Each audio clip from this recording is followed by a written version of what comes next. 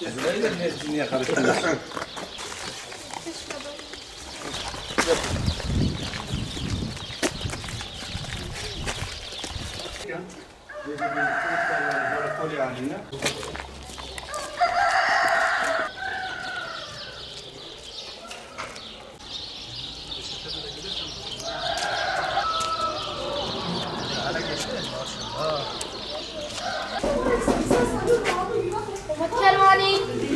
Bismillahirrahmanirrahim. Siirt Umut Kervanı olarak bugün buradaki fakir ve muhtaç olan kardeşlerimize biz koli gıda yardımını dağıttık.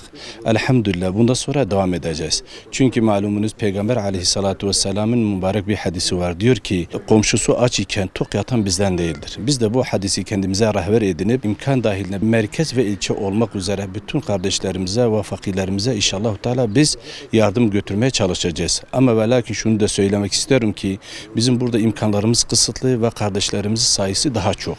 Bütün hayırsever olan kardeşlerimiz de bu konuda bize destek çıkmasını ve malumunuz bu mübarek ayı mağfiret, rahmet ve bereket ayı olduğunu unutmamak şartıyla Allah Resulü Aleyhisselatü Vesselam'ın hadisi şerifine şöyle buyurmaktadır. Bütün amellerin ecri bellidir. Lakin Ramazan'da yapılan ibadetler, verilen sadakalar Allah katında saklıdır ve Allah Teala diyor ben kendi vereceğim. Onun için biz de diyoruz ki bu bereketli olan ayda siz de bu kardeşlerimize yardımcı olalım. Biz onun için bize verilen şu anki o emanetleri biz gerçek olan sahiplerine verdik ki bu fakir ve muhtaç olan insanlardır. Allah'ın selamı, bereketi, rahmeti üzerinize olsun inşallah.